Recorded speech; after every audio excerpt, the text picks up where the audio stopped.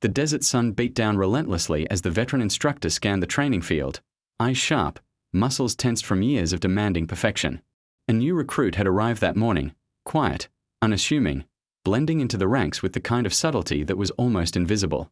He watched her move, thinking he had seen it all. Yet instinct whispered that something was off, something he couldn't yet name. Before I tell you what happened next, tell me in the comments where you're re-watching from. I love knowing who is listening.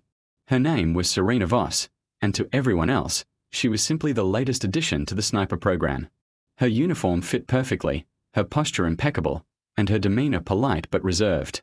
But inside her chest beat the heart of a warrior trained to vanish, to strike unseen, and to make every second count.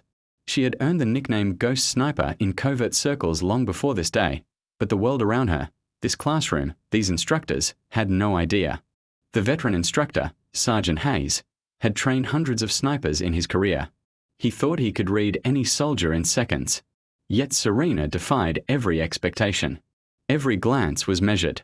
Every motion was deliberate.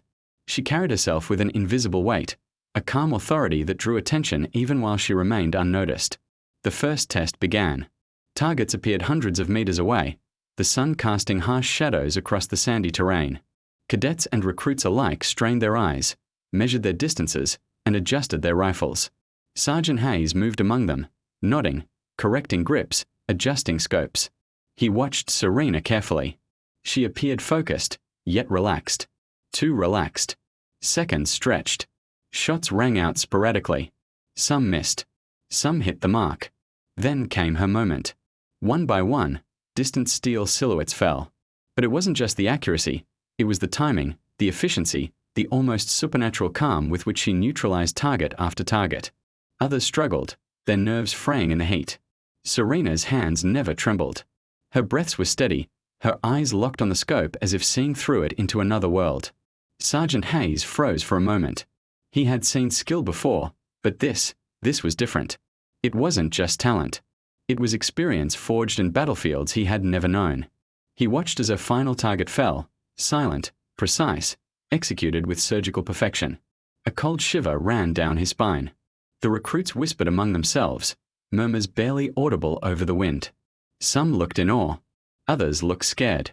No one dared approach too closely. Serena didn't smile. She didn't boast. She simply packed up her rifle and walked away, leaving a trail of questions in her wake.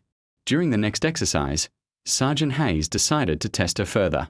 He set up a simulation designed to confuse, mislead, and pressure recruits into mistakes. He expected hesitation, perhaps nervousness. But Serena moved through it like a shadow, her decisions instantaneous, her reactions instinctual.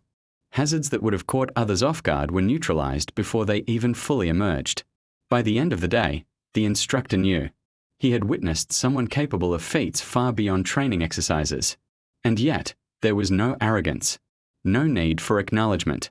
She acted silently, efficiently, leaving only results. He realized that leadership and mastery sometimes arrive unannounced. A critical test came that afternoon. A mock enemy advanced toward the perimeter. Recruits scrambled. Confusion erupted. Sergeant Hayes barked orders, trying to regain control. Serena didn't wait for commands.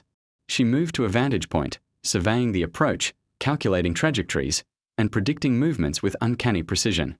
One by one, she signaled, fired, and neutralized the threats. Her efficiency saved the exercise from complete chaos. The other recruits stopped, staring, finally realizing the truth. They were witnessing a master at work, someone who had survived far more than they could imagine. The veteran instructor approached her quietly afterward, respect evident in his posture.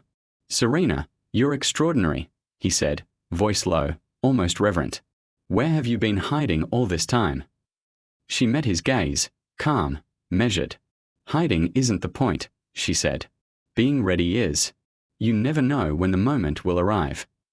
The instructor nodded slowly, understanding the depth of her words. He had trained many soldiers, but few had carried such silent authority. Few had combined skill, patience, and judgment into a presence so unassuming yet so commanding. He realized that lessons weren't always taught aloud. Sometimes they arrived quietly, in action, leaving no need for fanfare. Later, as the sun dipped below the horizon and the training field emptied, Serena sat alone on the ridge, rifle resting across her knees. She watched the wind sweep sand across the terrain, reflecting on the day. Another instructor, another exercise, another group of cadets who would remember her presence not for words, but for the undeniable mark she left through action. She thought of the battle she had survived, the lives she had protected, and the countless hours honing skills that few would ever witness. To the world, she was a recruit. To those who mattered, she was a ghost, unseen, unstoppable, indispensable.